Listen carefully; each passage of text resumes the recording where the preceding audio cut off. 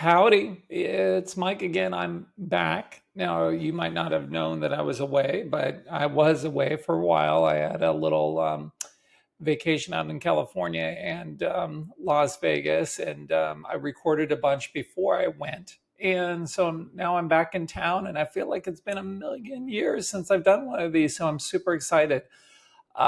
This is going to be one on one of my favorite things that I've invented. Probably the most important thing that I've invented. Certainly the most important thing I've invented for myself, and hopefully it's is good for you as well. And this is going to tackle this one problem that I had, or got lots of problems, but one of my biggest problems was sitting. And let me just share one of my favorite quotes of all time. Let's see. From the great Jesse Livermore. If you haven't read Jesse Livermore's books, so you get Reminiscence of a Stock Operator, which is debatable whether that was written by him or not, but it's certainly about him. And then the book that he put out, How to Trade in Stocks. And that, along with Bill's book, is pretty much the foundation for everything I do. So if you're ever curious on, my style, just read those three and you pretty much be like, okay, yeah, that makes a lot of sense. So this quote goes, after spending many years on Wall Street and after making and losing millions of dollars, I want to tell you, it was never my thinking that made me the big money. It was my sitting. Got that? My sitting tight. And that's big and profound. It really is. You read that back to yourself. I mean, that's really what it's about. And I'll stop sharing for a second. So what we're going to go over tackles that. At least it's my approach to that, and that is the QuickSand and Grateful Dead rules that I developed to help me do that, to sit, because sitting is the thing that I'm terrible at. Frankly, I love buying stocks, and I don't love selling, but I do a fairly good job at selling, at least defensively selling.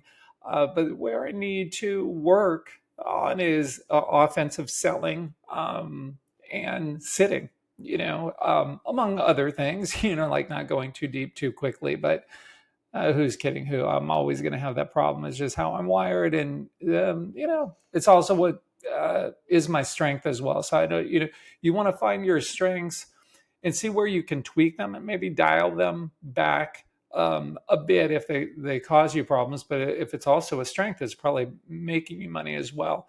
So you always want to be careful with that. But it was clear to me throughout my career that it was the sitting part that was difficult, because what would happen is it was kind of a combination of going too deep too quickly, that I'd realize the risk that was in the market. And as soon as things would start rolling over, or sorry, I'm having a bad vocal day today, so you're going to have to kind of put up with it. Maybe listen at 1x speed or 1.5x speed or 2x speed. It might make it a little easier on your ears. Hurts my ears as much as it hurts yours to listen to me. So sorry about that, guys and girls. But anyways, when you're with me, like getting in too deep and then recognizing that, oh man, I got to back away. I tend to, once I start going in a direction, I tend to go too much in that direction. So I'll start selling them before you know it. My plan was to sell a quarter of my position, and then I'm completely out of it. And so I wanted to have something that I could trust, that I believed in, that I could use to sit and hold. So what we're going to talk about today is these holding rules that I developed to solve my problem. And that's really where, whenever you develop something that's good, it typically comes out of a problem that you're trying to solve. At least for me, that's what this is about. And I know I've touched on this on other model book model book episodes that we've gone over, because it's such a core part of how I trade now and how I look at stocks. But I wanted something dedicated to it, because I always get questions about the QuickSand and Grateful Dead, and I wanted to place like one specific place for folks to go to. So that's what this is going to be about. But before we get into all of that, if you're new to the station, welcome. We welcome all kinds of people, even rude people, mean people. Well, no, not really. We only want nice people. So if you're not nice, turn off and find another channel. This is only for the nice folks. Um, Only halfway kidding. So, anyways, with this channel, I developed it for two reasons. Kind of just kind of organically came out of a desire to help others in a way that I wasn't able to do really at IBD because there are time constraints on what I do there. I'm on air every Monday, Wednesday, and Friday on IBD Live, as well as every Friday after the close on the SMT video with Ali, and then the second Tuesday of every month with Justin. And there's a lot of info that I have to give out that I just can't get out during those times because when I'm on IBD Live in the morning, it's live and we're going over, what the market's doing, what stocks look good, which stocks are breaking down, and there's really not a lot of time to get into education. And then on the Friday SMT, we're talking about what the market's doing, and we have about an hour, and we really trying to get it done in 15 minutes. But the reality is there is so much info that I'd like to get through that it takes us about give or take an hour to do it. So there's no time for extra education. So I wanted something free out there for folks because I started off with absolutely zero money, like no money out of college. And there wasn't the educational things out there that there are now, like the YouTube that where everyone's got something, or on Twitter where there's a ton of great stuff. And even investment books when I was straight out of college, like some of them were expensive, and so I just wanted something for those who are starting out the way I started out to have something. It was very important to me because I'm a big believer in karma and giving back and helping. And I just think even if karma isn't real, man, like what's the downside being nice and trying to help people? So that's the one side of doing this. And then the other side is, my twins are 23 now and they're starting their careers, completely different paths, and neither of them right now are interested in trading, and that's totally fine with me. Like it really wouldn't make sense for them. Well, more so for my son, but he's very busy with his starting his career right now. But my daughter is just not wired for risk, and that's fine. But maybe one day she will be, and my son will have time. And I'm like, man, I developed all this stuff. I wanted to pass it on to them, and hopefully, if they have kids someday, um, you know, I wanted my grandkids to have my information. And there a lot of the stuff I just never got a chance to get out because I was working under the umbrella of William O'Neill and Company when when Bill was around, and then IBD after that. And a lot of the stuff that I developed, people just don't know about, and I wanted a way of giving that to my kids so they would have it. And I thought about just recording a bunch of videos and putting it on a computer somewhere, but I was afraid people would forget the password, it would just get lost, and I would spend hours and hours recording, and it would just be for nothing. So really, in my mind, when I go off on tangents and tell stories that may or may not be relevant to the market, please put up with that because I'm talking to my kids 10, 15 years from now, or even a few years from now if I'm not around, or for whatever reason, or um, or my grandkids when it comes time for them to be of age to start trading, which man, kids can start trading young these days. I mean, I'd say 10 or 11 or 12, there's nothing wrong with that. Obviously supervised by parents, so they're not going out on margin or anything, but I think it's a great skill for people to learn because, making money with your mind, man, that's a powerful thing. And that's what I'm here to help you do on your journey of learning. And this is something for them to watch. And so, yeah, please put up with my rambles. I appreciate it. And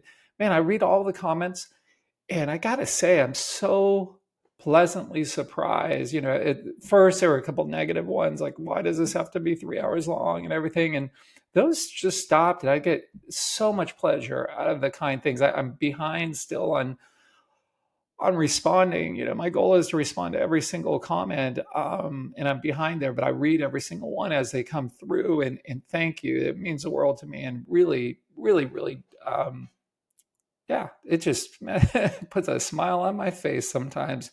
Some of the nicest things that are said. So thank you for that. I appreciate that.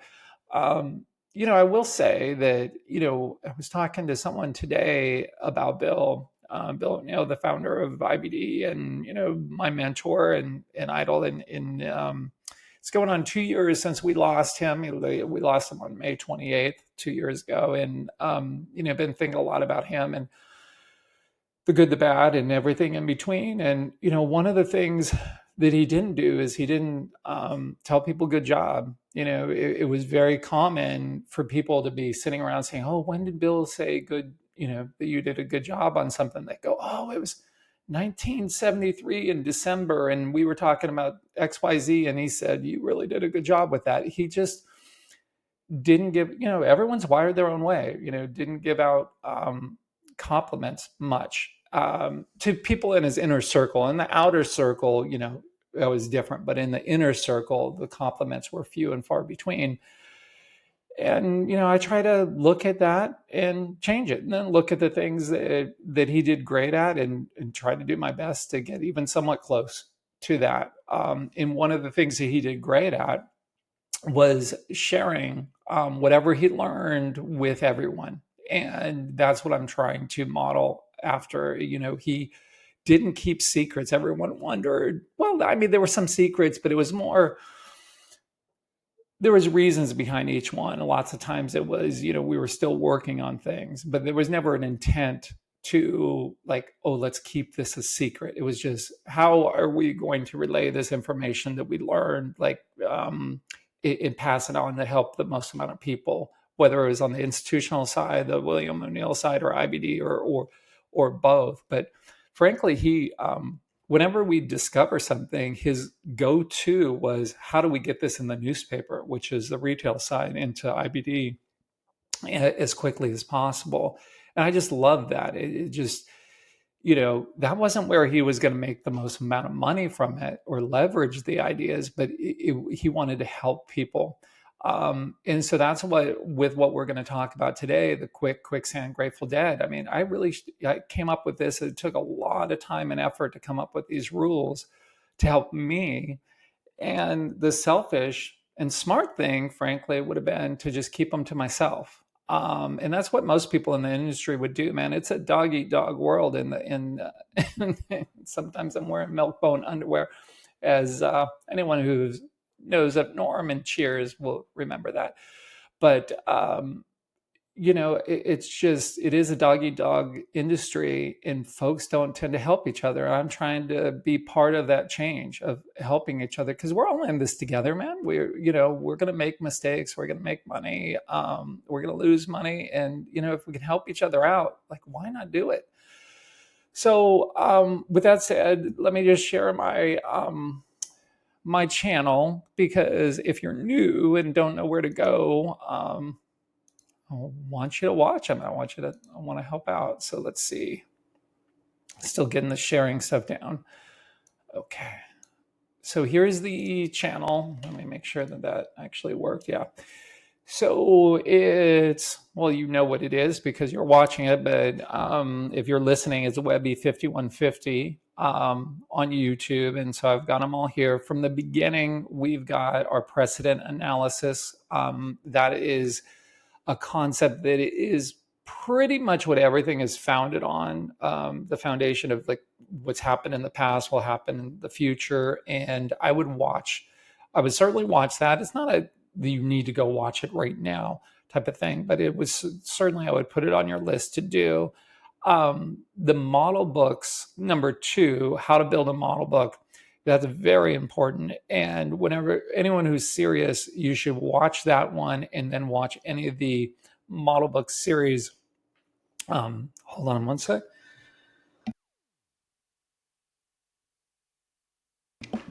All right, I think I picked something up in Vegas, so you'll have to put up with me. I get sick easily. It is what it is.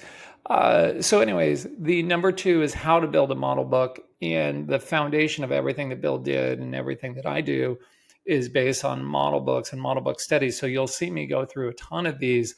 And I've noticed, I look at the views, and a lot of people don't watch a lot of those.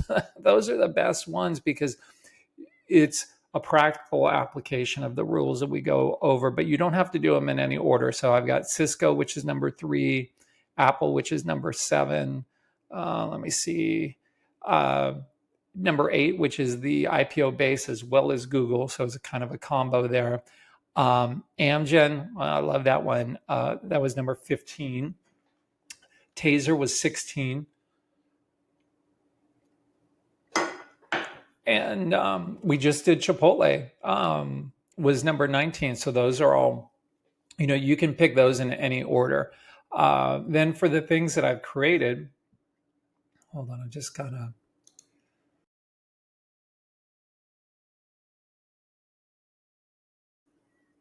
Sorry, I was coughing so much I had to stop for a second. So hopefully there aren't any recording problems.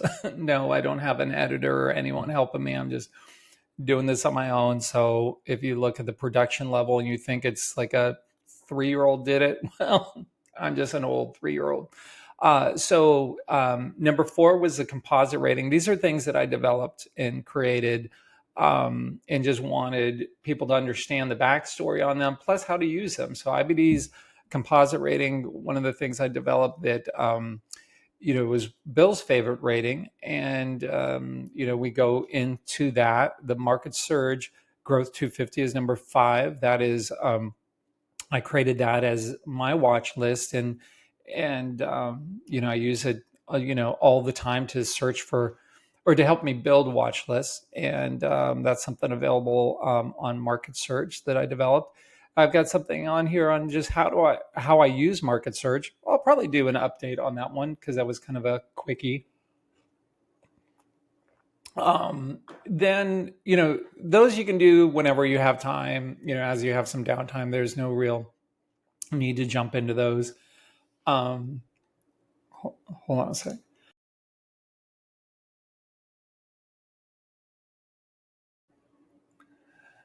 Man, I have a feeling that I might have to not record this because my coughing is out of control, but I'm back. Hopefully this is recording. The one where I would start. So if you're new to the channel, where I would go is I would start off with number 9, which is the 21 day. And that is the core of how I look at the market, is through using the 21 day exponential. And I walk through why and how I use that. Then the next thing I would do would be both of the follow through day related ones. That's a concept that Bill invented. So that's number 10 and number 13. It's also very important to go over the, in the environment that we're in right now. I'm recording this on May 15th of 2025, of stock market crashes and the aftermath. And I look at 2025's action as a market crash, and just not to the magnitude that we're used to, but I look at that as a crash, and you want to study what happens after them. And then, other indicators that I built was the number 12, which was the 3-month RS rating, and that's a good one to go over. The Webby RSI is a big part of what how I use the 21 day exponential. So that goes along with number 9. So I'd watch number 9 and then number 17 back to back. So because they are certainly related. And then one of the last ones I did was the power trend. We just are starting, it appears to be starting a new power trend now. And man, that is key. So, geez, man, there's so much for you guys to watch. So what would I say to do? First, I guess I would do, if you're pressed for time, I would do number 9, which is the 21 day, number 17, which relates to that. Then go to number 18, the power trend. After that, the follow through days, number 10 and number 13. So that will get you all the market stuff. Now, I am going to occasionally do ones that are completely unrelated to the market. And those are actually my favorite ones. And those are, really uh, going to be motivational, I hope, and educational about life and things that I want to pass along to my kids and to my future grandkids. And the first one I did on that, there are like no views on, and that is number 11. It's on fear. And I get very, let me stop sharing. It gets a bit heavy, and I tackle a lot of very serious things, one of which is my vocal cord disorder that is has good days and bad days, and today's a bad day. And Yeah, I would watch that one. I would seriously watch that one. And what brings me so much happiness is my family watching these now. Well, how many times am I going to have to stop recording, man?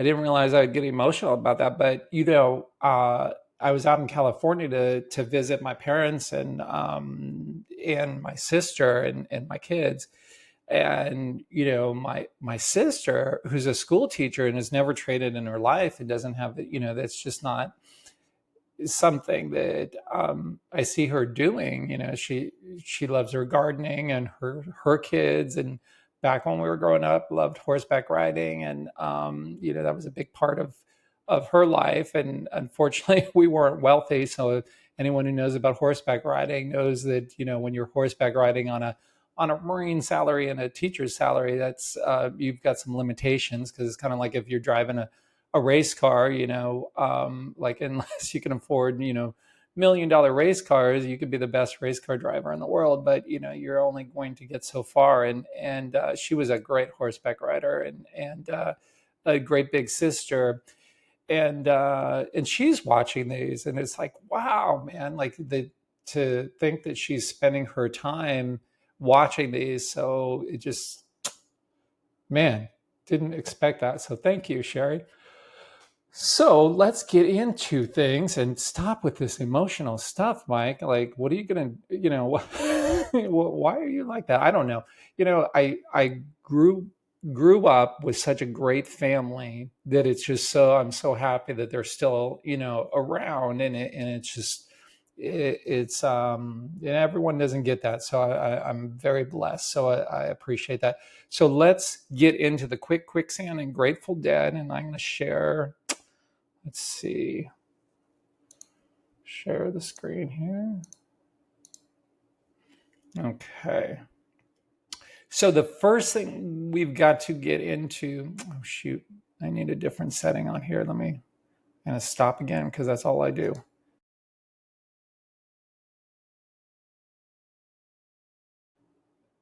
Okay, I think I have all this set up properly. So we are going to be talking about the quicksand and Grateful Dead, and this is something that I've developed to hold winning positions. That's key. This is not to hold a losing position. It's not to rationalize a position you're down on. So this is only something that you are going to use to hold something you are up on, or a portion of your position that you're up on. And so if you're using market surge, I'm going to show you how to set this up right. So go up into the little wrench icon up there. Let me blow this up a little bit more. Then go into your relative strength line, which is down here. And we're going to start off with the default RS. And that's we have this set at 21 days. Your weekly is set at 8 days, and your monthly is set at 10 days. Now, this is subject to change as I continue on with my research, because I started off with different values, and then as I did more of this, I've changed this. For now, all of these are simple, so do not click on the exponential. That may change in the future. And then for your RS2, for the daily, I use the 50, for the weekly, the 21, and for the monthly, I'm currently using the 24. So again, 21, 8, and 10 for your first one, 50, 21, and 24 for your second one. And both of these should be compared to the S&P 500. Now, just a little backstory on how I came up with this.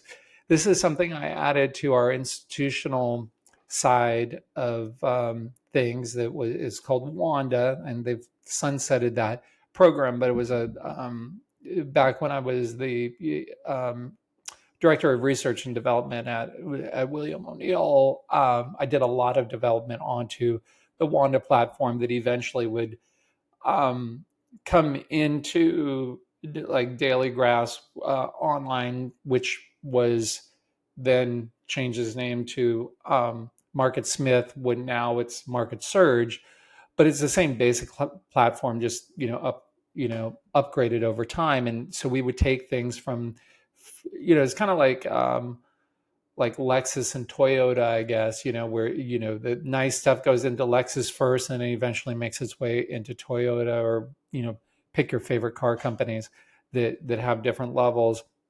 And so this is something I designed for us, um, God, a couple decades ago. And my intent was, and I'll show you the intent, was actually to instead of the index on here, our relative strength versus the S&P. And well, if you don't know what a relative strength line is, we're going to have some problems. So let's just get that out of the way. All this is, let me cancel this. This green line on here, let's just pull up a stock because it's be a little bit different. We'll go to a weekly, or let's go to a monthly. Okay, so here, this is your relative strength line itself, the green line on there, and that is just a simple ratio of the stock versus the something else, and in this case, it's the S&P 500. And so if the stock for that period is in line with what the market's doing, that's going to be flat on that day or week or month. So let's say the S&P is up 1% and Apple is up 1%, that is going to be flat. But if Apple is up 2% and the market is up 1%, it's going to be up a little bit. And the more it's outperforming the market, the higher it'll go up. And then the same thing on the way down. So let's say it's up Apple's up 1% for the day or for the month, and the market's up 5%. Well, that RS line is going to be going down, even though the market is going down. So it's the simplest way of knowing if the stock is leading or not. So is that RS line moving up, or is it flat, or is it going down? It's think about that for a second. It's so important of when you look at an O'Neill type of chart, Market Surge or Wanda or whatever, that Bill left out so many things that he could have put on there, and he really kept it clean with just your relative strength line on there. Now, I dirtied it up by putting these moving averages on there, but the reason behind it is I wanted to smooth it out, because I was thinking, let me just stop share for a second. The concept of this is very important when you're for those of you who want to develop your own ratings or indicators or things. Don't think of something complicated. Try to think of something as simple as possible, and then, as Einstein would say, try making it as simpler. As simple as you can. And so, think of that. You're trying to buy the leading stock, so something that is outperforming the S&P. So using that RS line as to tell you if that feedback is, are you really in something that is leading, or you just think is leading because you like the product or service or the earnings or the return on equity or the CEO or whatever, you like it better than its competitor. Well, that's not that it's irrelevant, but that doesn't get at, is this stock really leading or not? And this is just black and white. Is it leading? If that RS line is going up, it's leading. Now, then I tried to combine that with something saying, okay, well, we're trend followers. Well, now, everyone's not a trend follower, but we are. Like, people are bottom fishers and or they're all sorts of things. They're value players. We're trend followers, meaning you're trying to buy something. You're trying to recognize as early as possible when a trend has changed. You're, and let's say for on the upside for going long, then when it's going up, and then you're trying to recognize when that trend has changed and gone back down or is going flat.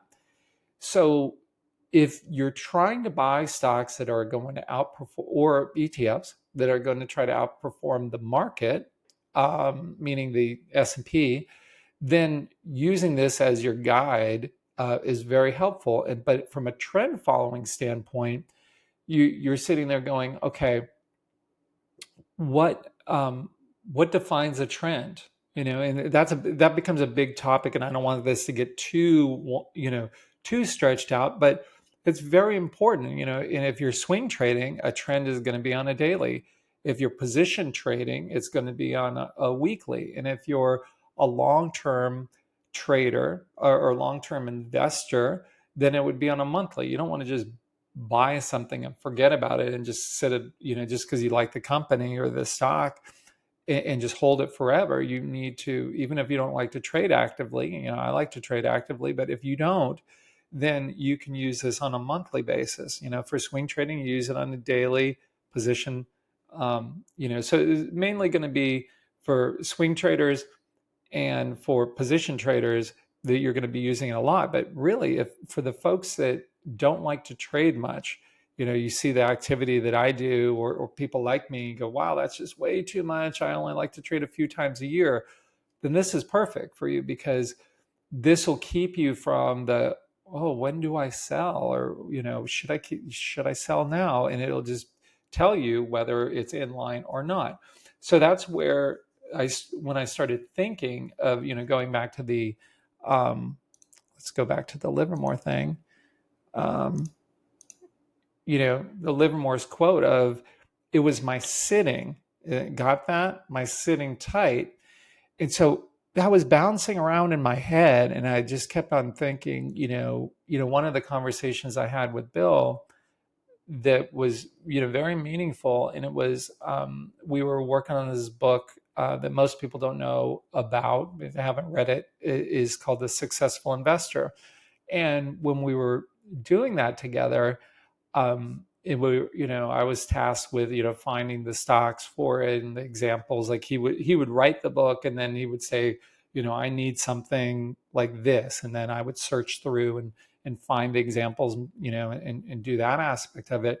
And so we were looking for, forget what it was. It might've been Upper Channel Lines or something. And we sat down. It was one of the few times that he actually was trying to teach me something, because most of the time it was kind of, what I learned from him was more just working with him and paying attention to what he said, because we picked stocks together for the institutional buy list, which was called the NESME list, or the full name was the New Stock Market Ideas list. So we would manage that list together, and we talk every Sunday night, and we talk throughout the week, and it would range. It was all over the place, but maybe 50 to 100 to 150 names on there, sometimes less, sometimes more. But, there was a lot of just in the battlefield, okay, we don't have enough chip stocks on. Let's put some chip stocks on, or we have too many chip stocks, or we need some housing stocks. We need some retail stocks. And so I would be tasked with, finding that, or from scratch, or if he would call up and say, oh, we're too heavy with this, which one should we remove? That would be my job. I mean, we just did it together, because frankly, he trusted my judgment, and on top of that, he was doing a lot of things, because he had lots of companies. He was very busy, so he needed someone to lean on it, and we were able to figure a lot of things out that way in real time. But it was never like, oh, Mike, let me sit down and, teach you something. It was never like that. And this was the closest that he ever got. And we were going through his green model book, which was his first like hardbound book that he did in, what was that? Probably early 70s or something. I have his original other model book that wasn't a formal, printed one. And I think some colleges you can actually rent or check out his a couple colleges libraries. You can check out that original green book, and I think in the Library of Congress. I know some people have gone to DC to check it out, and I certainly would if you're in that area. It's a very, very special book. But anyways, we sat down and we're going through that book, and he was like, "Mike, this is where you'd be shaken out." And I couldn't disagree with any time because he knew how I traded, right? Because I traded for him, and he would, and the reality is he would have been shaken out in most of the same places too. But I wasn't going to tell him that. But he said, like, this is where you'd be shaken out. This is where you'd be shaken out, and this is where you'd be shaken out, like each page. And he's like, that's what you need to figure out. And that's the most advice he ever gave me was that's what you need to figure out. But it got me thinking. And that's where this whole thing kind of came out from is, Mike, you got to figure that out. So that's where the QuickSand Grateful Dead came from. And now the name came from my favorite line in his book where he said there's the quick and the dead. And that always resonated with me, because I will act quickly to exit, to live to fight another day, and that's too active for a lot of people. At times it was way too active for him because he'd be like, why are you trading so much? And it was because that's my interpretation of the system. But anyways, I wanted something to slow me down and to fix this problem of holding. And so the one way that he knew to fix his problem, which everyone has a problem of holding, was using an 8-week rule, which is the power from pivot, which I'll do one on that. But it's basically if a stock breaks out of a base, goes up 20% or more within 3 weeks, that you hold it for 8 weeks, as long as you're still up on it. Well, that's simple, right? But it's not perfect. There's lots of areas to improve on that, and I plan on doing that as soon as I have some time. But it's a good starting place. Basically, when this happens, do this for X amount of time, like that, unless this other thing happens. So if it goes up 20% or more, hold it for 8 weeks unless you're down on it. And he never actually said the words down on it, but if you back into it, if you read his book and then you realize he says things like never let a big winner turn into a loser, that kind of closes that circle on that thing that he left open where you just hold it. People ask him, well, I was a lot of workshops, teaching them with him, and people would say, well, with 8-week rule, what do you do if it goes down? And his response will be, well, if you bought the right stock, it won't go down. Only Bill could get away with saying stuff like that. Like, it cracks me up. It would crack me up then, and it cracks me up thinking about it now because, well, okay, what do you do with that? You have to have some sort of, exit strategy. So that's where I, read through the book. And I'm like, okay, how could I say the thing that he meant to say?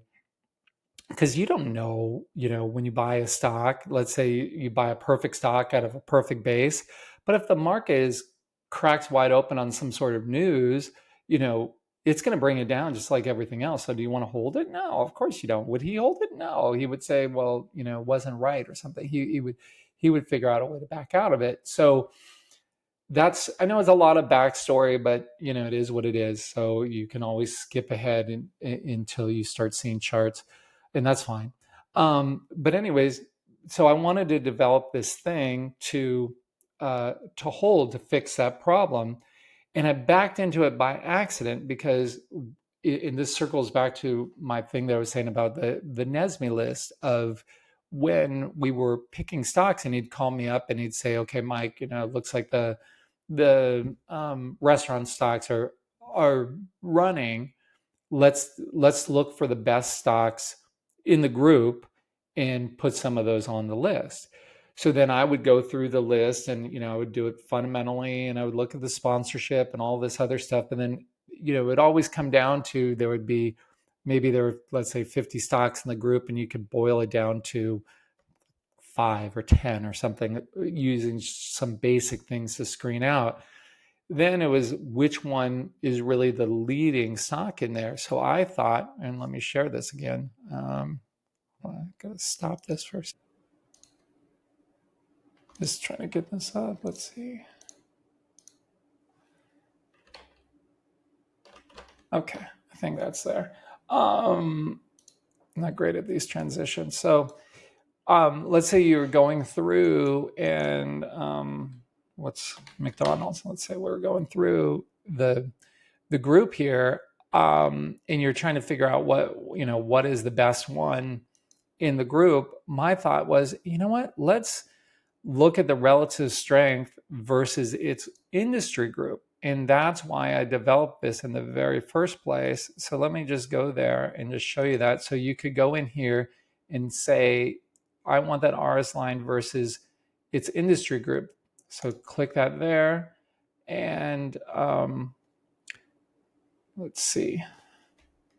So let me do that. Let's see. Apply changes. Okay. And now what you can see is one of those lines, it'll be a little more obvious on the daily, is versus S&P. The other one is versus its industry group. Let's do Kava. Let's see. So you can see a little bit more of a difference. Well, these are kind of in line. Let me just change them both to it. Let's see, relative strength line, and we're going to go over here and we're going to do versus its group. Okay, so now you've got both of its RS lines versus the industry group instead of the general benchmark of the S&P 500. And that's how I would, we'll just go to view stocks in the industry, and we'll just do them by price. Why not? Highest price first. And we'll go over to the weekly and just focus in on that RS line. Now, again, this RS line is not what you're used to. This is now against its group. So you get Domino's, you have McDonald's. So now you got Wingstop. You can see, well, while the chart is in a bad position, the RS line is starting to poke back through. Oh, this is probably a good time for me to remind everyone. I'm not this is not stock advice. I'm not an advisor. If you want stock advice, please go and find, someone who's registered for that. I'm just here to try to help you get to sleep at night. If you have trouble, you can put this on. That's what this is really for. But anyways, so that RS line is poking up, but the chart isn't right. So he would hate all that overhead. So we would just be going through like this. And this was my original intent for this, is to kind of find that sweet spot between the chart looks right, the fundamentals look right, and it's really strong versus its industry group. But to make a long story short, that at the same time that I did that, let me just put this back to the index and go back over here and put it to the index. So it's the S&P for both. That and you can see how that kind of changed a little bit there. That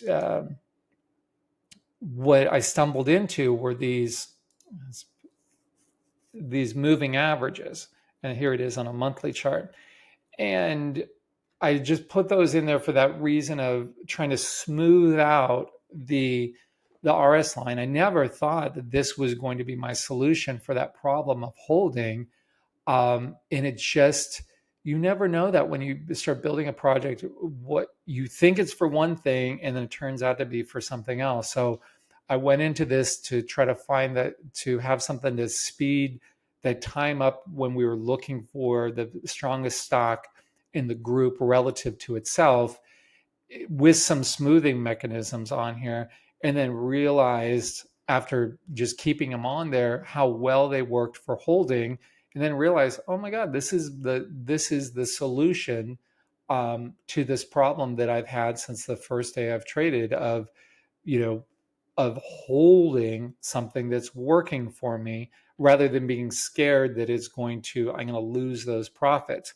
So let me just stop share one more time. Let's see.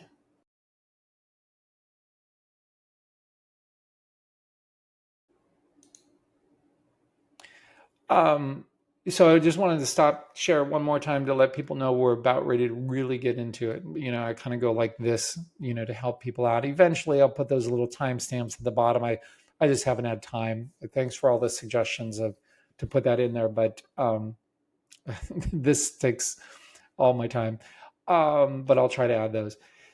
So anyways, we're going to get into the quicksand Grateful Dead. If you're just started, if you fast forwarded to this part, you're all good. So the rules are that we're going to use these moving averages. If you're swing trading, you're going to use it on a daily. If you're position trading on a weekly, long-term trading on a monthly, you're going to use these to help hold a core part of your position, not your full amount. So for today's example, we're just going to say your maximum size position in any one stock is going to be 25% of your account. So let's just say uh, your account is $100,000. That means your maximum dollar amount is 25,000. But we always talk in terms of, for you, it might be 25 million. Maybe you're running 100 million. Maybe you're running $100. Anything in between. I don't care. Think in terms of percent. So 25% is your max position. So, and that's on a cash basis, meaning you could be 200% long. So that would be, it would actually be smaller than 25% of the fully invested, but of your account equity, 25% is your max. And we're going to say 10%.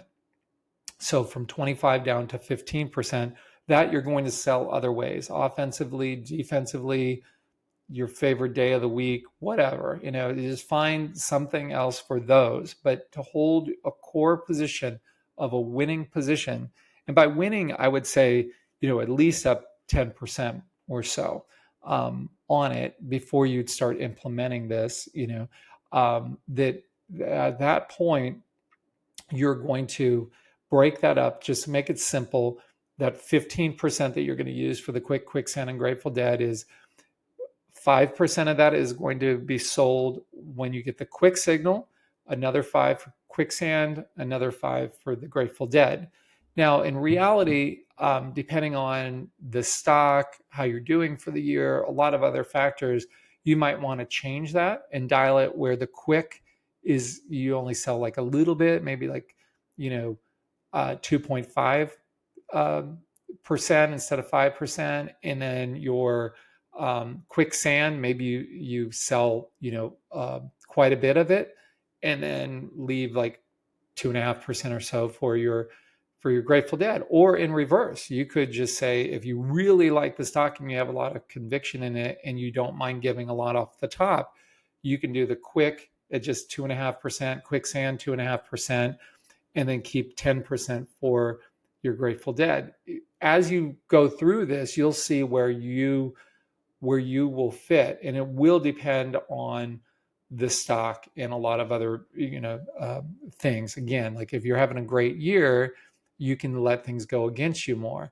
If you're having a bad year, you're going to be a lot tighter, and you're not going to, you're going to want to do it where you sell even more on the quick. Maybe you sell 10% on the quick and do 2.5% each for the quicksand and the Grateful Dead. There's nothing wrong with that. This is not set in stone. And in fact, nothing Bill ever said was set in stone. People would take it like, oh, well, Bill said this in 1982. And, well, yeah. And he changed his mind in 1983. He would change his mind all the time based on, as life went on, he would change. And if you go back to How to Make Money in Stocks, the first edition versus the second edition, there were some changes. And then I helped him with the third and the fourth edition. And there were a lot of changes in both of those. And so he wasn't, set in any way. So to never take anything as gospel. And I see a lot of people doing that, and they'll see it on Twitter. Well, Bill didn't do that, or Bill didn't do this. Well, you don't exactly, I kind of know what Bill did and didn't do at different times, because I studied his career from the 60s, and 70s and 80s and 90s and so on. And he changed, man. He changed a lot from the 60s to the 70s. He changed from the 80s to the 90s. Well, 80s and 90s was about the same. Late 90s was different than the early 90s. up to the '07, he was one way. After the '07, '09, he was completely different. Like, he really morphed a lot. And I think that's something I always equated to, like, music. And like Eric Clapton, if you look at Eric Clapton back when he was in the Yardbirds versus when he was in Cream versus when he was solo, or Derek and the Dominoes or Blind Faith, or even different variations of his, him in the '80s versus in the, his current stuff, just really different. And it's the same thing with Bill. And so, in the same thing for you, like how you traded last year might be different than this year, and it should be, because you're learning and evolving as a trader. But anyways, so the quick for today, just to keep it simple, quick is going to be, you sell 5%, sell another 5% with QuickSand, sell your last 5 with the Grateful Dead signal. So let's just go over what those signals would be. So we're going to share our screen again. So we're just going to use this one. What is it, Brinker, on a monthly, just to illustrate this, just to make it easy. Let me blow this up as much as possible. Shoot, that's not working.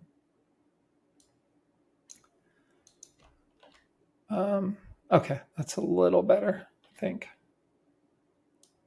Oh, there we go.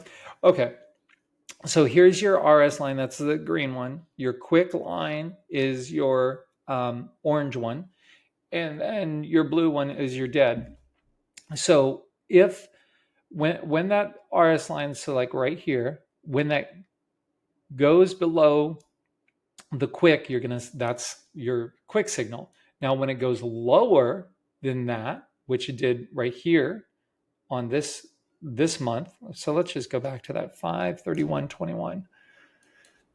5/31/21. Oops, 21.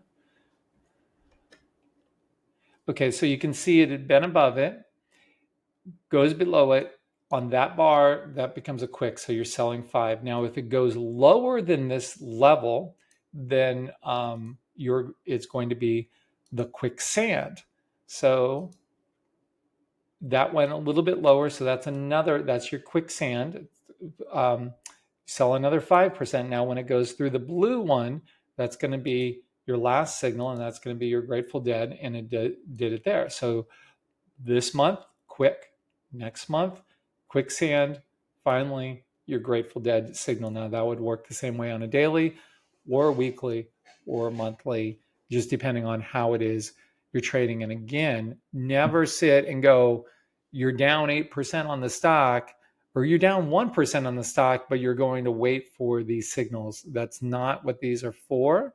This is for something that you're trying to hold a winning position for. It's very unique for that. It's in the same camp family as the power from pivot, in my opinion.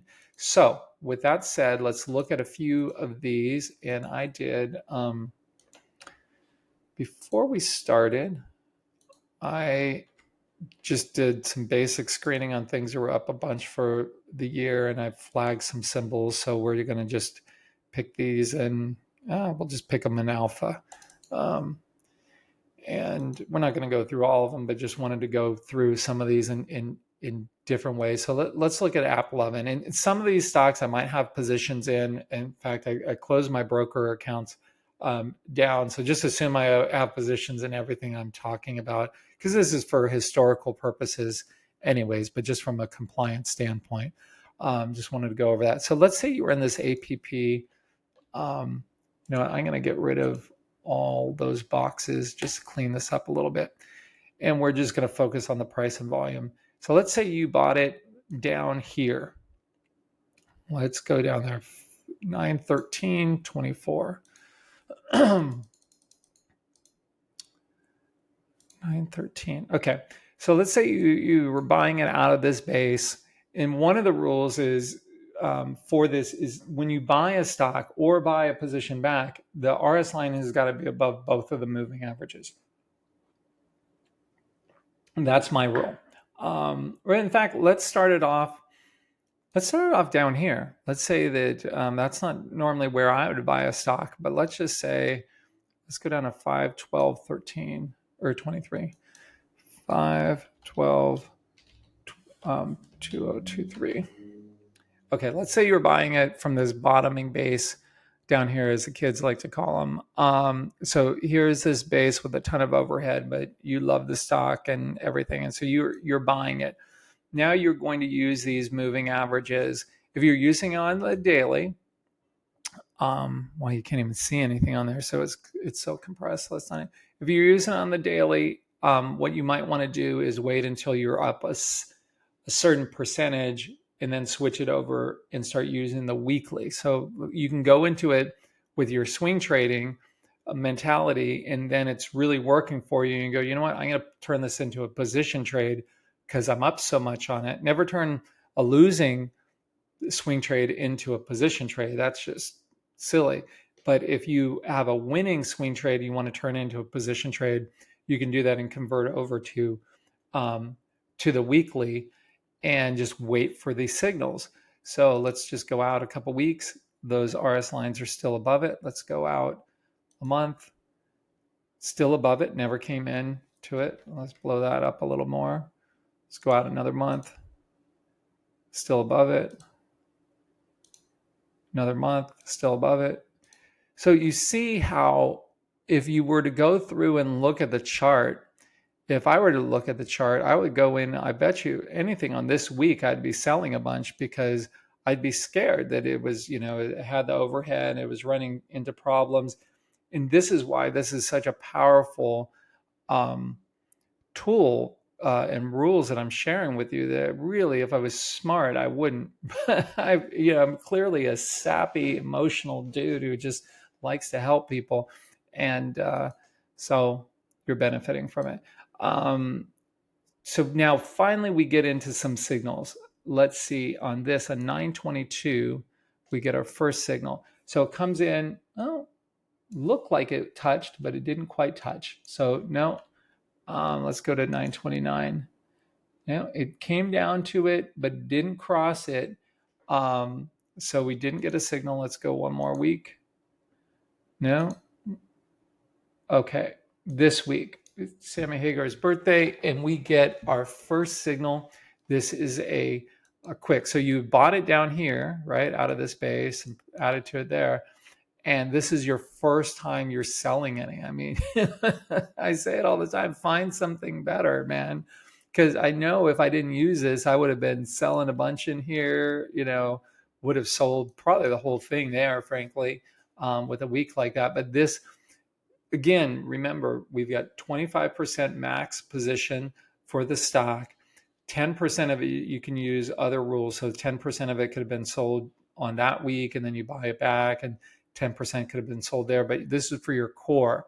And so we're selling with our quick signal there.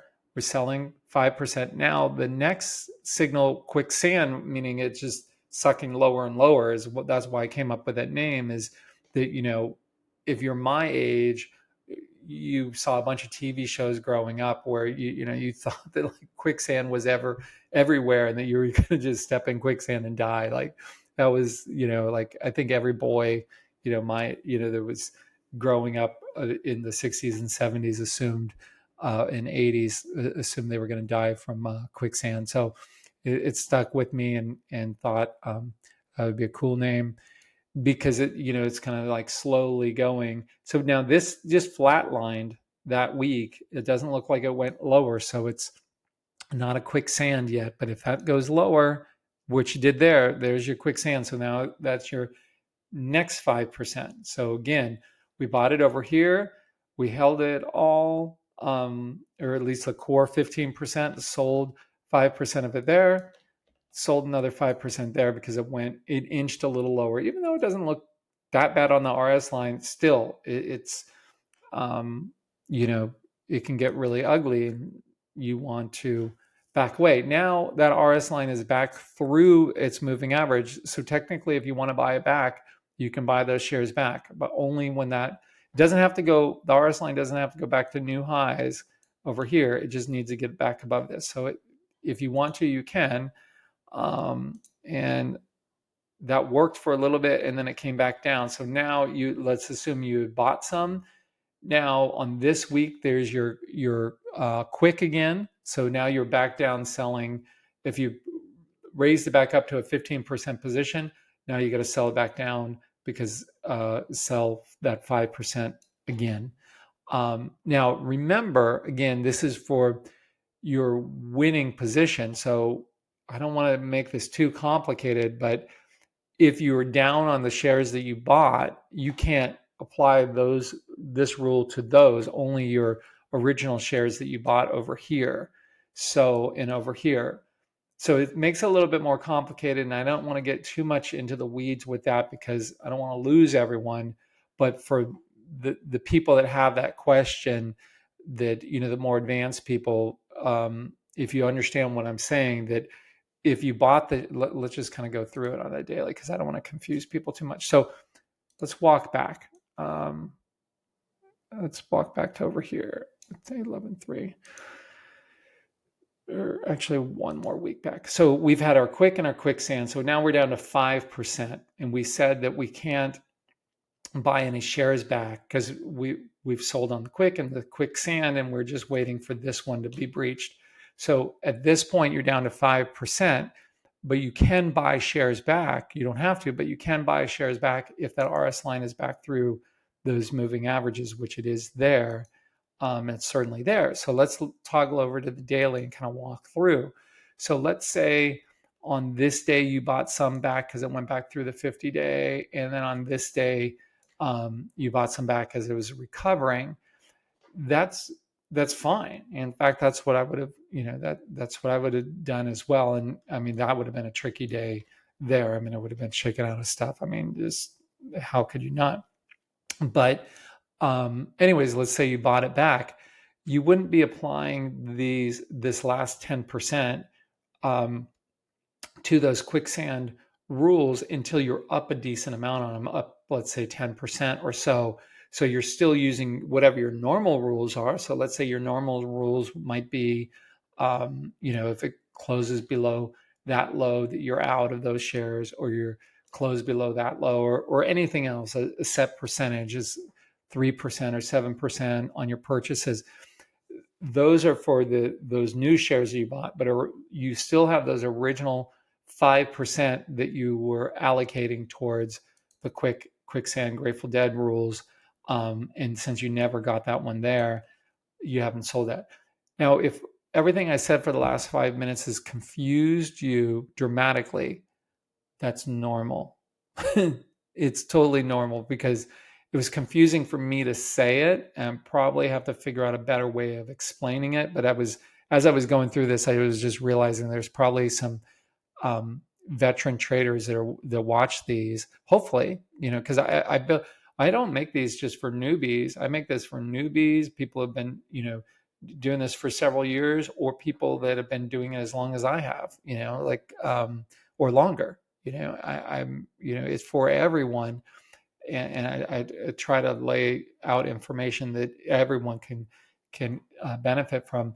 So if it was confusing to you, don't worry about it. Just focus in on the real message of the QuickSand Grateful Dead, and eventually you'll circle back to this and get it. And that's how I was with Bill's book. The first couple of times I read the book, I was like, wow, he's contradicting himself all over the place, and this makes no sense. And then after I had some more experience under my belt, I was reading it. I'm like, oh, that's the answer. That's the answer for that problem. That's the answer for this other problem. And same thing with Livermore's books. Okay, so we're going back through this, and you would have your quick and QuickSand there, or at least your quick, because it went back through it. It looks like it flatlined for a week. Let's go out another week. Okay, now it went lower. And on top of that, you got your Grateful Dead signal, right? Because it went through and it's going through this. So that means you're out of the entire position. That's great, man. I mean, just think about that. You bought it down here, added to it here. You got whipped around a little bit there. Probably sold whatever you bought there with your normal trades. And then that last 5% you got out there. I mean, it's freaking beautiful. And I've never even done this on this one. I just, haven't even tested it out. But that's great. And you still can't buy it back yet because that RS line is not through those moving averages. And let's just go out a couple months and see what ends up happening. Okay, so eventually they go back up through it on January 26th. So here, now that that RS line is back through there, you could use this for that and say, okay, or you could buy it. Now you look at the chart and you got to decide, do you want to buy it or not? And that's a topic for another one. But let's just assume that you're buying it back and let's walk through how this works. Now you've got a decent gain on your hands. And now at this point you're implementing, well, really good gain, up 40% in 6 weeks, which we see up there with the pattern rec. And I took me about 10 years, really more than 10 years, but at least 10 years to develop the pattern rec on here. And that was just myself, and I had various programmers I worked with over the years, but one at a time. And I'll do some on that because that's a really, really big topic. But the bell and whistle from there that's helpful is it's up 40% in 6 weeks. So let's go out a month. That took more mental capital, man, building that. Yeah, that was complicated.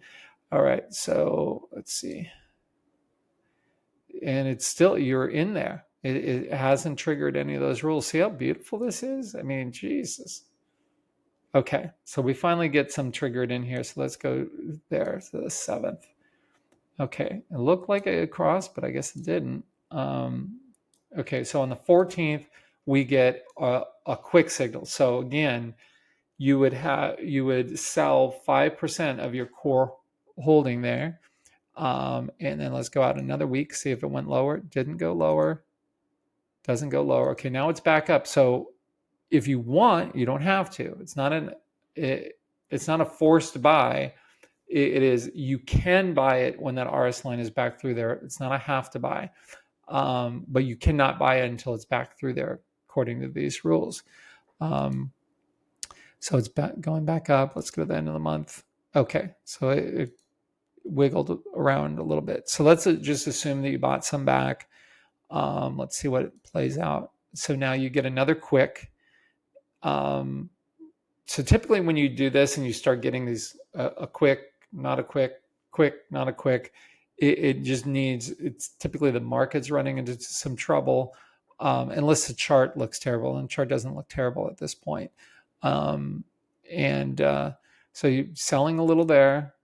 Okay, now you're selling more there because the QuickSand doesn't look like it really touched the blue line there. So let's say it didn't touch it. So you're still holding 5%. Now on this one, it clearly broke it. And let's just go back one and see if it really did or not. Let's blow this up a little bit. No, it doesn't look like it did. So yeah, it would be one more week there. And so now you're out of it completely. So is this making sense? Nod your head. You're not nodding your head. Is it that really that confusing? It's not that confusing. You're just messing with me, aren't you? I should stop talking to myself. I look crazy. Yeah, I'm a little crazy. Yeah, it is. No, you gotta have fun, right? You gotta have fun with these. So let's go out a month. Okay. So now same thing is my good friend Scott Sinclair would say rinse and repeat, just do this over again. So it comes back, the RS line is back through it on this week. And that means you can start buying back. Let's say you bought back, out of this base, and let's see how this plays out. Go out a month. Okay, it's still above it, holding that big move, holding that monster. Big move. Okay, so we finally get one triggered. Ooh. Now this is weird where it happens all at the same time. Let's go back. So on that week, we get, we don't get one. Let's go out one more week. Okay, so here you get a serious quick. It's not a QuickSand because you don't have two back to back, but that's where you're going to use your judgment. I mean, come on, you're down 22% from this last breakout. There are times where you're going to have exceptions for everything. And I'll probably have to put some official exceptions in there. But this would certainly be something where you would be looking at it and saying, okay, that's a major breakdown. But let's just follow it out with these rules. So then that would be your quick right there. Let's go out another week. So you're selling 5, and now you're selling the rest. Okay. And so that's the downside to this is nothing is perfect, and this is about as bad as I've seen it on this sell. And still, even knowing that, I would still use it because, otherwise probably where were you selling? You probably would have been selling in here, if you weren't using that rule because it was looking so good. And then if you went on a daily chart, probably been selling in there, or you would have been selling in there, but this would have kept you through that. And then you're eventually selling here. So if you go through and actually do the math on it and say, okay, you're selling there. Now you're probably buying back there, selling there, buying back here, all the sells, buys and sells that you would do using the chart versus using this, you're probably still better off, even though this is such a late sell on there. Now, when you can use your judgment in cases like that, when the chart is looking that bad or it's seriously breaking down, and toggle over to the daily to get kind of a head start on it. So here it is on a daily. This is a little bit advanced, and so it is what it is. But I know that there's all sorts of people that are watching this. So let's just go through this to get a little bit of a head start. So on 224, well, let's go to the weekly real quick and see where our first signal was. That was on the 28th, right? Okay. And our last price there was a 288 for the week. So let's see if using the daily would have helped us with any better prices. So if, and it might not have, let's see, we're going to go to the 25th. That was through it. 24th. Okay. 24th was still above it. So on the 25th, using the daily, you had your quick signal. So you could have been getting out at 377 on some shares using that. Now, granted, this would have messed you up other times because, just being intellectually honest, it also happened over here, and would have happened other times as well. But this is something where you have to have an exception and, break out. Here's your power from pivot. Here's Bill's power from pivot. This is something I put into pattern rec where the 26% is telling you that it broke out of this base, went up more than the 20% within 3 weeks. So we put the flag there, the 26%. It's saying from this 417.63 pivot that it went up 26% within 3 weeks. And so you're supposed to hold it for 8 weeks. So even using his rules there, you would have technically had to hold it for 8 weeks. So anyways, let's see here. That was your quick. Let's go out one more day. Goes lower. So there's your QuickSand. So then, and that is at a price of 288. And and it went lower there. Oh, where did it go through your dead signal? Let's go back. I was just focusing on that okay. So on the 26th there at 288, there would have been your dead signal because it went through your blue line there. But that's a little tricky and that's a little advanced, and probably have to do something on some more work on that to get some exact rules, because when you're in the battlefield and dealing with that, you want to have an instrument that you can trust, that there's no gray. And so I'll try to find some rules on splitting it, to help in situations like that for you as well as for me, because I'm looking at it just going, okay, if I had bought that down underneath 100 and I was up there and it was around 500, and I know how far I am to the where it would trigger that. You also want that mental capital of knowing that how much risk your instrument is giving you, and is there any room for adjusting. So anyways, that's about as tricky as I've ever seen this, frankly. And that was just randomly picking this one. Let's go out and see if there's any more signals. No, because that RS line is still underneath both of those at that point. Now it's back through it, but that's a current chart, so we're not going to get into that. Okay, so let's go through another example. Hopefully that helped. Oh, let's do Kava. This is one that earlier in the year I was really, or last year, really thought this was going to be the leading stock, and boy, was I dead wrong on it. And thank God I've got these rules to use. Otherwise, I would just be arguing with the market and still be in this one. But let's just see. Maybe we'll do it on the daily on this one. Let's do it on the daily. Why not? Let's do a change date and let's just put a 4 there. Okay.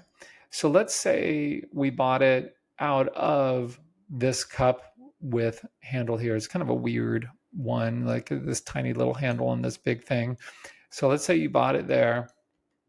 And over here, you're not really up on it that much. So you're not really using those rules. So let's say we're waiting to use those rules until we're up, maybe this much on there or so.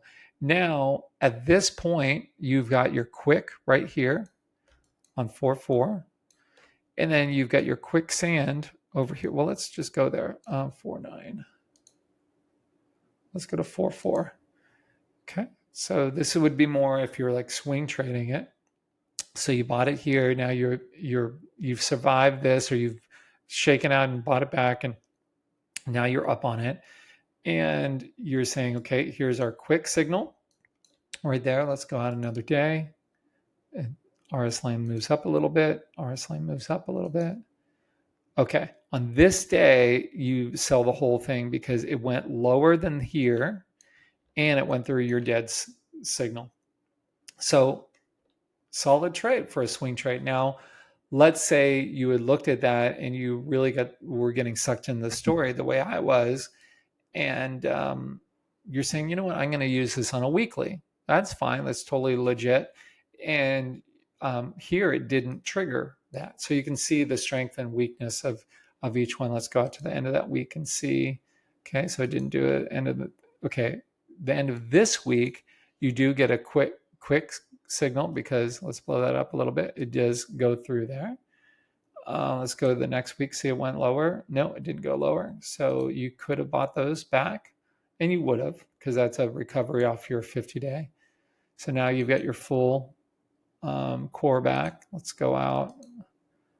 Okay, still not triggering anything.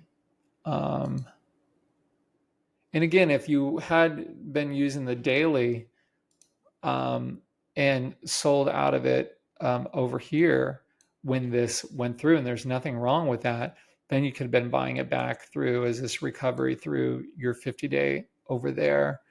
Lots of ways to get back in. But now let's just switch gears and say we're using the weekly. So we've gone over here. Okay, we get some signals that are triggering. So let's go back to the beginning of the month. Okay, nothing there. Okay, there. So now we've got what's going through that the quick, and there's probably something there that if it goes through it by X amount, that it's both a quick and a QuickSand, and if it just goes through it a little bit, that it's like a baby quick, So I'm going to be adjusting these as time goes on, and always modifying them, and I'll share them when I come up with something good. But you could just already see that like this break of your quick is so much different than this one. This is technically a break of it, but it looks so much different than this one. So should you really just be doing 5% with each? No, it should be more well thought out. And I will think through how to still keep it simple, but yet better. So now here's your QuickSand because it went lower. It doesn't look like it quite hit your dead. It's almost there. And I have some ideas. Hold on, I gotta jot this down.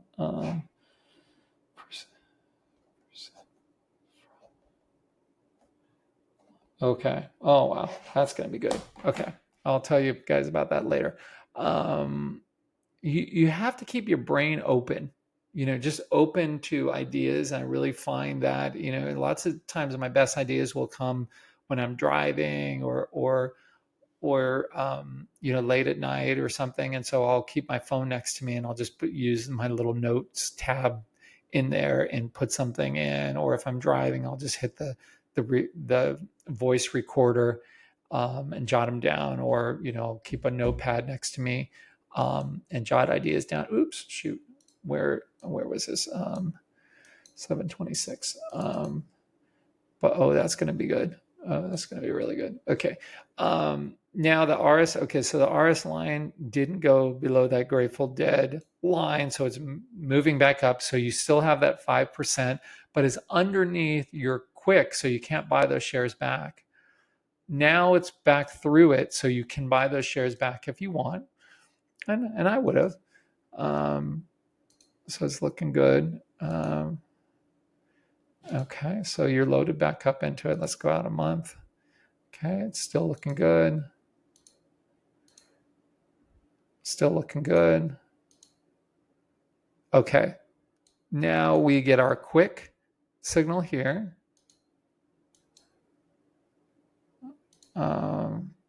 Okay, now we got all of them on this one. So you've got your quick, and then it went back. Well, that's a little touchy. That's basically, if it goes through, you're dead. You're selling all of them. So because if it collapses through there, that becomes by default a QuickSand, Grateful Dead once you go through there, because it'd be silly to say, well, just because it just went through this, that it's not a QuickSand because you're going to wait another week. Well, if it goes through your ultimate signal, then you got to sell the whole thing. So that was on the 13th. Let's go out a ways. So it starts coming back. Let's just go to current day. So it was starting to come back, but it never really did. And boy, was I disappointed with this one. I really thought it was going to be something better than it was, man. That's why you've got rules. So let's see. CF. I don't even remember flagging that. Oh, maybe I was thinking about this was, some of these flags are for something else I was working on. You know what? Let's go back and do the model book one of this, because this was a big move. Let's see. Okay, so this one started off down here. This is in our models. So let's say you bought it down in here and over here at 4 of 07. So let's just put a 7 right there and look at this. So this was a monster. Let's blow this up. So during here, go back. Let's say you bought it out of here, added to it. You're up on it. It's looking good. It's still looking good. Still looking good. Still looking good. Let's go out another week. Okay, now you've got a quick, because it goes through it on that week. Not a QuickSand because it's just flat. Okay, still because it didn't go lower than here. Let's go out. Okay, so it recovered. So you just had a quick. You didn't have a QuickSand. So you bought your position back. Okay, now you get another quick here. So you sell 5%, you're holding 10%. Remember, 10% of it's been held this whole way, not even touched. Come up with something better. That's fine. If you got something better, use it, man. I would if I had something better, but I don't. So now here's your QuickSand because it went lower than that. Even though it spiked up for a little bit, it went back lower than that. So now you're just holding 5%. And let's see, bounce back. It's about a month. Okay, so it's come out of this base. You got 3 weeks tight and all that stuff, or actually, it could have been more than that. But you can buy your position back. It's moving. Man, That was a monster. This is during a bear. Okay, so you get a quick there, but then just the quick. Um, do you remember how bad the market was during this? Let me look at this market up here. Let me just pull up the NASDAQ and look what's going on there. But anyways, so here's CF, and then you get a quick there. Let's go back a couple weeks. Get a quick. Okay, so that's a 5%er. Wow, forgot what a monster this was. Okay, so you get another quick there, and then it goes lower there, so you get a QuickSand on 523. See that? Because it broke it there, and then it goes lower here. Even though it went up above it a little bit, it just it's still below it. Didn't really truly recover. Let's go out a month. It went back up, so you could, like we've been saying, you could buy back. Wow. I mean, because that market was so hard, I forgot what a monster this was.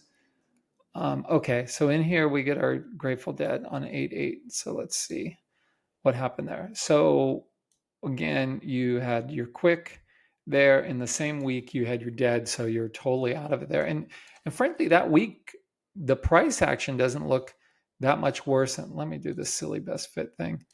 Doesn't look that much different than everything else. And wow, let's see. Did that work though?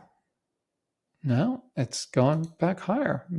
I don't remember going higher. Oh, it didn't. Okay. Let's go out a couple months. It finally collapsed. So wow. I hadn't studied it on this one, at least that I remember. And man, did that work well.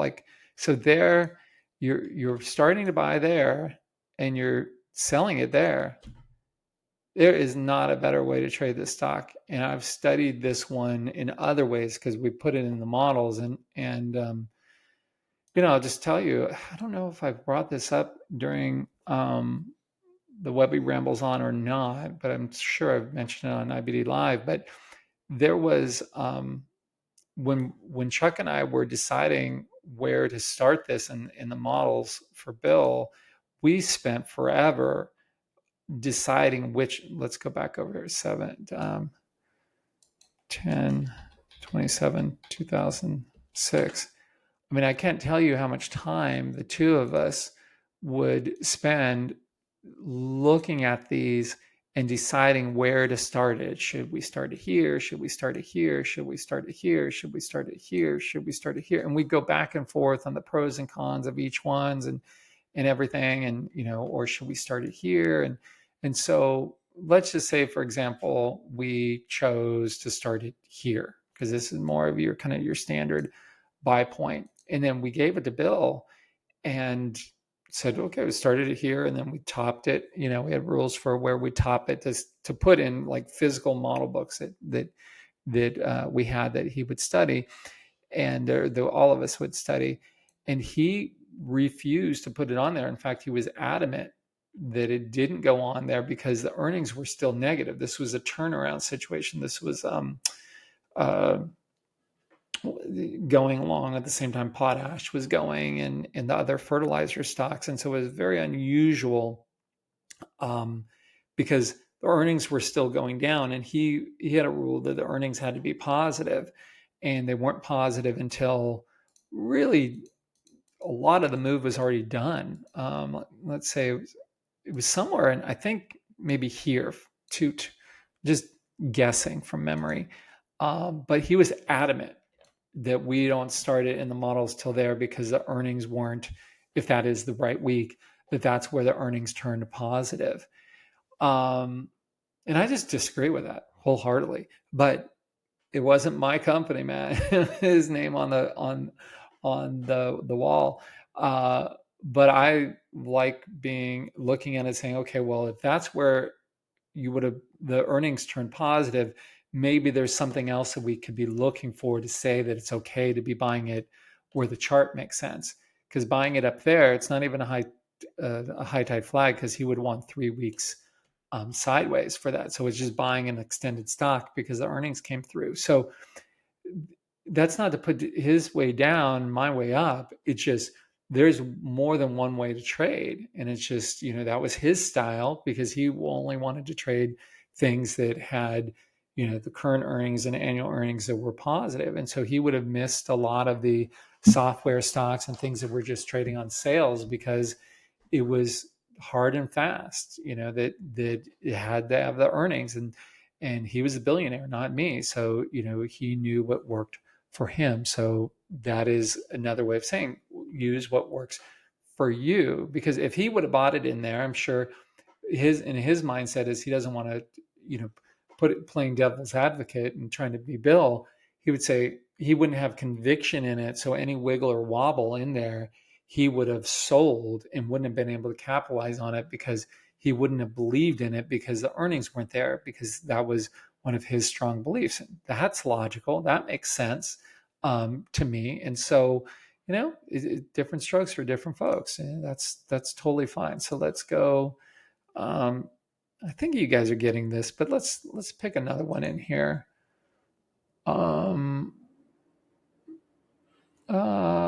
Let's do two more. Why not? Let's do NVIDIA, and we'll do one more after that. So NVIDIA, why I wanted to bring this one up is because I know everyone likes it, and well, not everyone, but most people like it. And I would go back and I would study this one. We'll probably do this as a model, so I don't want to get too. I need to do that as a model. But anyways, go back and study this and how it would have really from over here in January of 23, and go through and use the QuickSand on there. Use it on both on a daily and on a weekly. But why I want to bring this up is on a monthly for the people who would trade very slow with it. This is, or let's say you're selectively slow, like you come across something and you think this is a game changer and is going to be on a multi-year or multi-decade run, then you could use a monthly on there. And so if you were buying it out of there, right, or even earlier, but let's say you're buying it out of there, that on the monthly you would have just had your quick and your QuickSand, but you'd still be holding some of your core there because it never triggered that Grateful Dead signal on the monthly chart. So that's just something to think about. Maybe it's once you're up 100% or more that you switch over and you use the monthly, or at least the monthly for part of it, but realizing that for this to have triggered that, it would have had to close. If it closed down here where it was during the month, it's quite possible that would have triggered that over there, but it didn't close there. So let's go to the last one. And I do have a position in this next one, but it's good to go over. Let's see, reset to today. Let's look at it on a weekly. And again, I'm not going to go over this one in detail because I'll probably do it as a full model book one. So I don't want to ruin that. But if you would have bought it out of here, more likely out of here, because you would have been shaken out during here that week, that the RS line, it would have triggered a quick right there. Let's see over there. Let's go back to February and walk through this. Okay, so no signals there, no signals there, no signal there. Okay, so now we get a quick on the 28th of February. Didn't go lower. Go lower. We're waiting to see if we get a QuickSand. Okay, get another quick, but not a QuickSand. Let's keep going. So we just have the one signal. Okay, so if you would have been using this from down there, then you would have just had your one quick signal, and it would have, the RS line, certainly by this time, would have given you the green light to go ahead and buy those shares back. So then you would have those again. Like I said, I have a position in it at this moment in time. By tomorrow morning, I could be out of it, so don't ever, I'm never, if you, it's just a rule that we have at work where if we own something, we just have to say that we own it. Just a compliance um, uh, rule that we have. So I'm hoping that, and well, let me just give you that list, because these were the ones that I was looking at too. Although a few of these things were for something else that I was doing, but here are some symbols that I would test these out on.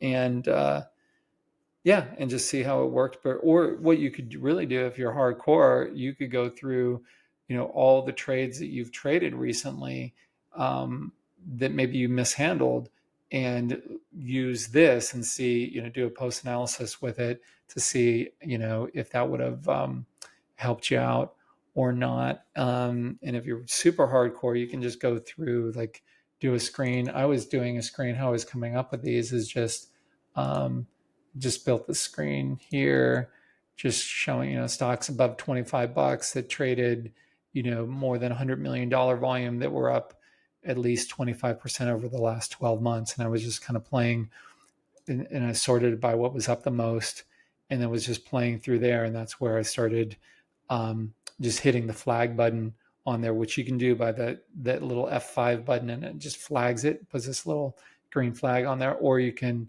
when you're on the chart, you can go up there and just click on that there. Now, if you're on a laptop or a weird keyboard, sometimes you'll have to hit like the function key and the F5 to flag it. But with this keyboard, I just hit the F5 and it goes on and off, if you see that up there. But on my laptop, I have to hit the function key and that. So let's see if that was, stop sharing. I think that was all that we had to go over on this one. So I hope you got a lot out of it. And sorry if there's a little bit of there's always a lot of rambling, it is what it is.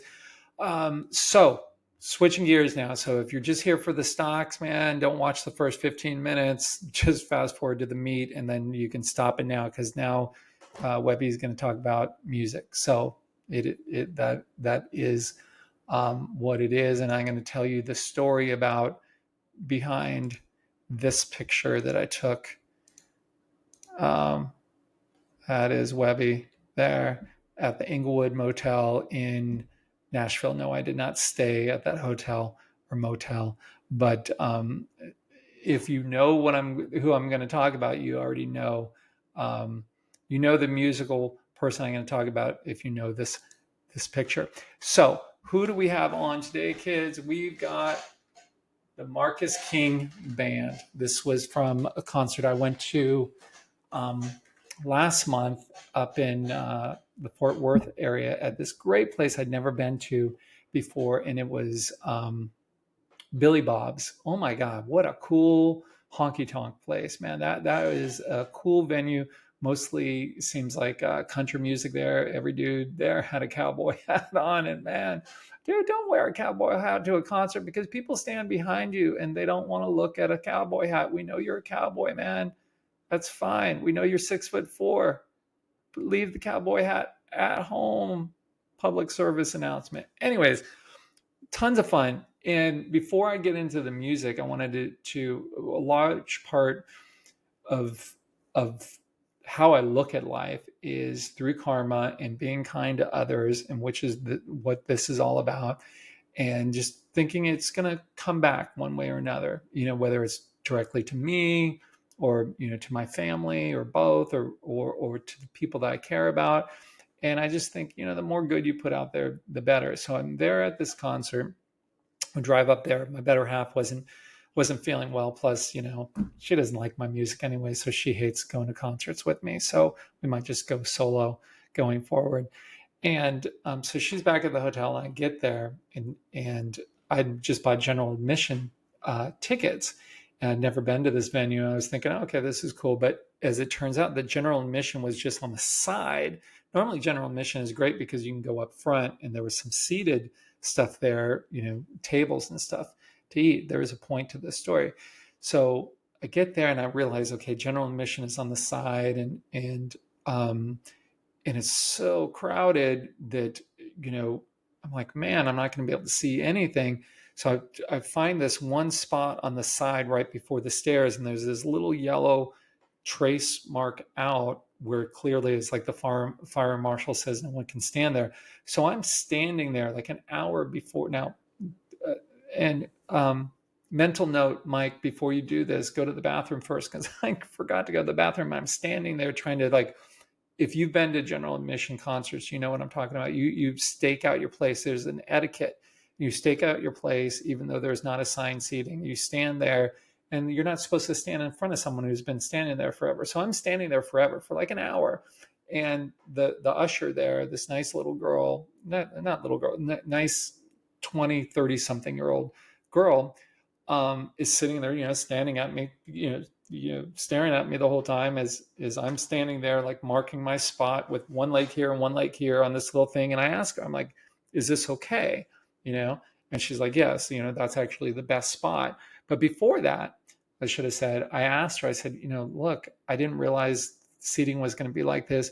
Are there any spots up front? I'll buy it, I'm happy to pay extra to get a seat, but it was like a dinner theater type of thing. And she's like, I'm sorry, it's all sold out, there's no spots, that you can buy. I'm like, shoot. Okay. So I'm just standing there forever. And then right before he's about ready to go on, as I'm standing there, all these people are coming by.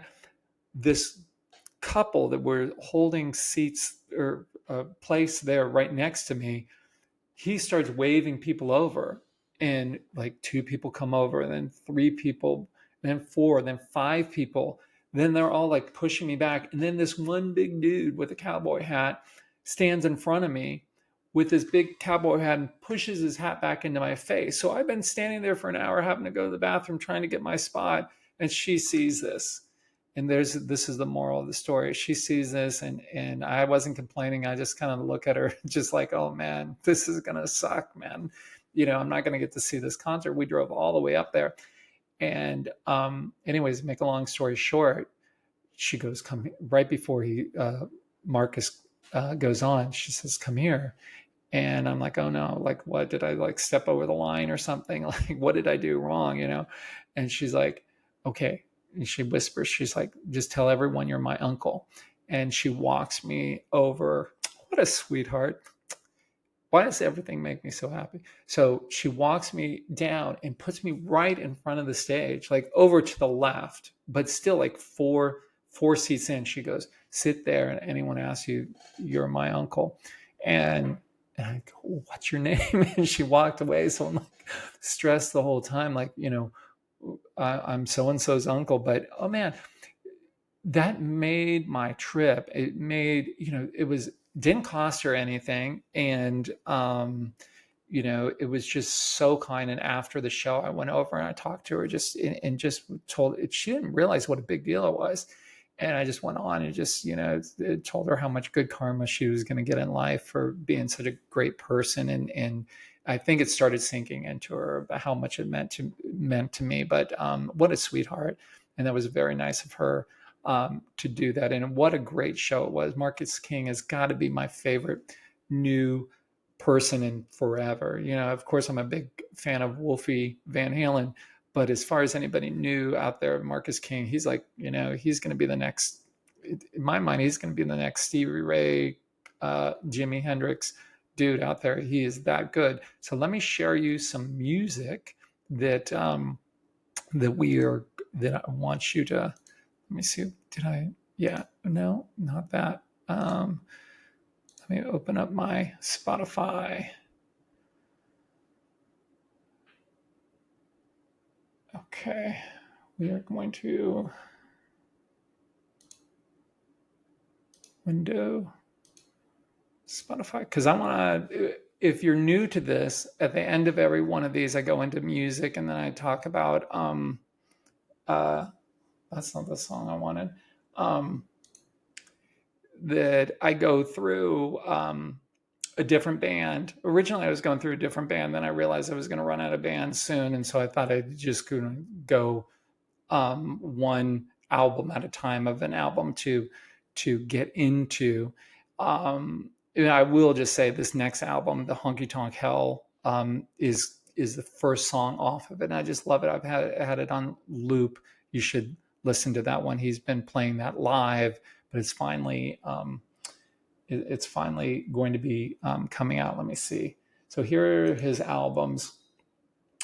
He doesn't have a lot yet because he's still, a new artist and all. Let me just do the show all. And the one that we were going to talk about, they're all good, but today we're going to talk about Mood Swings. And this is such a good album, and he did it with Rick Rubin, who's legendary producer out there and has done everyone. Okay, it's everyone. Just look him up. And so this was the first album that he did with him. So it's a very different type of album, and it's very took them forever to put this together. And really what they did is it did it in a stripped down way. Like he built, all these songs out and then would strip them down to their core and then put things back as needed, as the interviews that I've listened to from it. And so I thought it was just fascinating, that aspect of it. But it's a theme album, which you don't get a lot of anymore. And this is Mood Swings. And so he's been very open about his mental health issues that he suffers from. So he's got, and I think it's really good for people to talk about their mental health issues if they have any. I have PTSD, and something that I will open up about on. I did a little bit on my fear episode, and I will open up more about it on a future one that I'm going to do. But that, PTSD, a lot of, I can relate to a lot of people in, the military that have dealt with that, or people that have had traumatic events. And so anyone who's in that camp understands what I'm talking about, and how much of an impact it has on your life. And so he's different. He's got more of a bipolar thing going on. So that's completely different, but it's a mental health thing. And rather than, years ago or decades ago, you would have been hush hush about it and not talk about it. But so many people and so many families deal with these things, and it's a terrible thing. And I know people that suffer from it, and it's not their fault. It's just how they're wired. And so he was upfront about it on this. And, obviously he's got his bipolar love in here is one of his songs.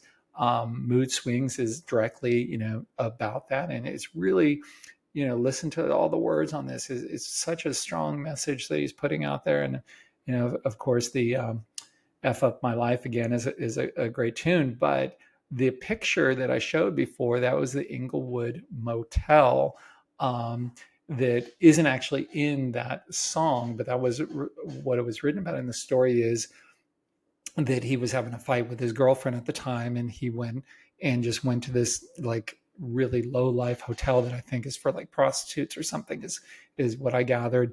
And they gave him a room there. And anyways, he's since married, and I'm so happy for him. His wife came out at several of the shows, and she'll sing a song with him. And but anyways, that was about his old girlfriend. And there's so many great songs in here, but my favorite song, and you will love this, I guarantee you will love this song. If you don't love this song, I will grant you back all the money that you paid for this YouTube.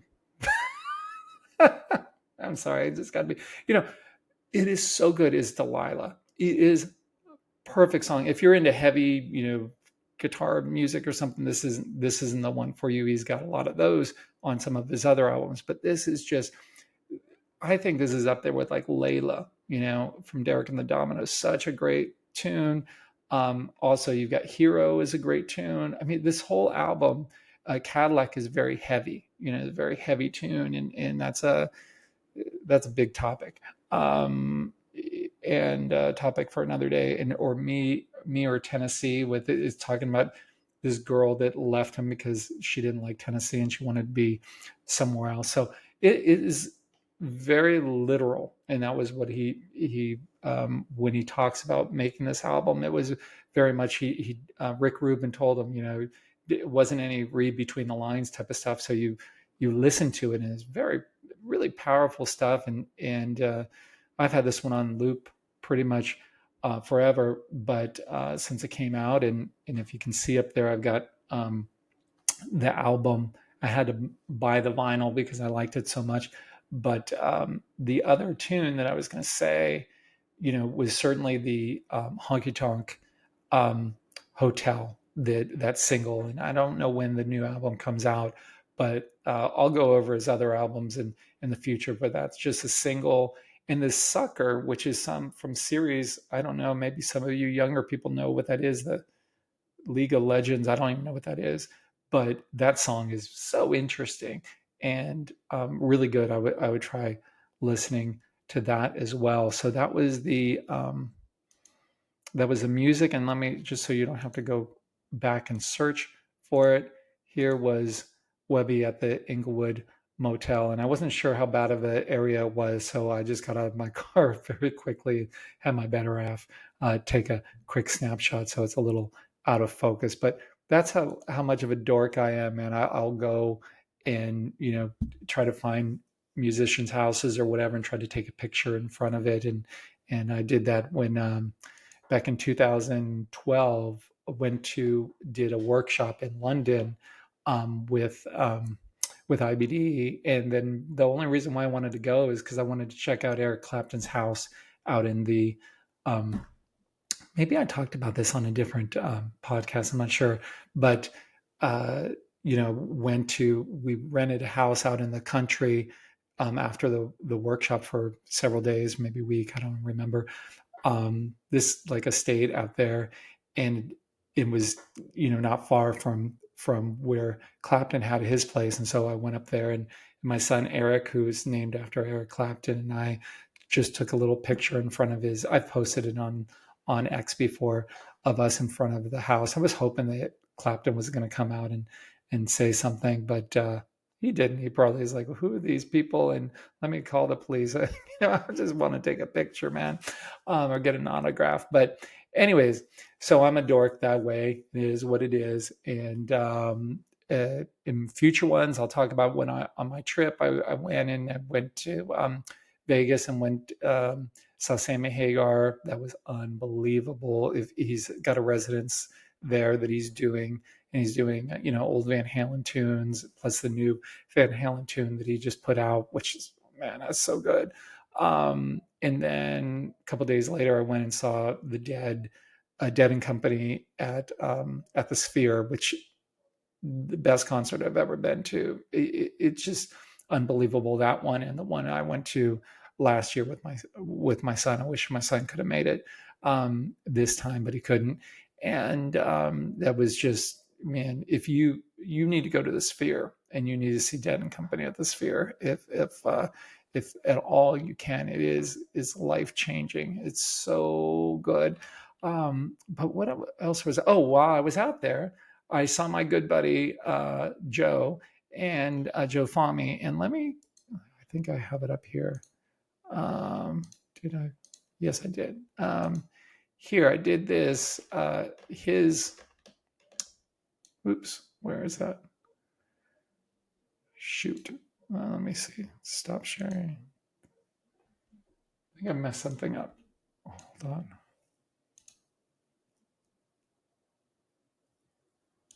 Man, I have trouble with this sometimes. Sorry, guys. Okay, there we go. So, my buddy Joe does this podcast called Joe's Happy Hour, and it was one of the reasons why I started doing this in a podcast type of format, because I was thinking, oh, Joe is doing it, and I think he just does a great job with it. But he was nice enough to have me on, and we spent an hour there doing that, and it was just so much fun. He's the nicest guy around, man. He's on IBD Live every once in a while on Fridays. And we're going to try to do another one of these probably remotely. And next time I'm out in Vegas, that's where he records them. I'll do that with him, and he's the nicest guy around. But yeah, I would watch that. That was a good episode, and it's short, and I don't ramble on too much. I don't go off, too much. But anyways, so I would check that out, and I like all of his episodes. His favorite my favorite episode he did was this one with Emily from Fox News, and that was a really good. I didn't know anything about her, and I was just blown away. And then he brings his buddy Brent in there, who I've met, who's just the nicest guy. I didn't get to talk to him enough. And then of course Tom Canny and he's a friend of both of ours, and he was on there. And there's Brent again. He's been on there a few times, so he's had a lot of cool different guests, music guests, as well as um, normal folks and everything in between. So I'm going to stop sharing there. So I would check that out. And again, check out the rest of the videos. Start off with the market related ones. I'd focus in on those because it's a really important time, and we're just starting a new power trend, or we will be as soon as we just need an update on the NASDAQ, as long as we stay above the 21 day, and then that will turn into one, or on the S&P we just need tomorrow, as long as we close up and stay above the 21 day power trend, will start there. So definitely watch that episode. What was it, episode 18 on the power trends, so you understand that. But that goes along with your 21 days. Let me just bring these up because you've probably forgotten it, and I've forgotten it too. Let me see. So the power trend is number 18. I would watch that, but I would watch number 9, which is the 21 day. Number 17, which is the Webby RSI, which goes along with the 21 day, and then the power trend. If you want to just jump into the power trend, if that's just too many hours for you of watching me, I don't blame you. But there's a ton of info that I'm putting out there. Again, I'm putting it out there for free. I could be charging a lot for these. Of course, I would have to edit out all the fluff and stuff and have it look nice. And so 3 hours would probably be an hour or something, but I could charge a bunch for it, and I'm not, and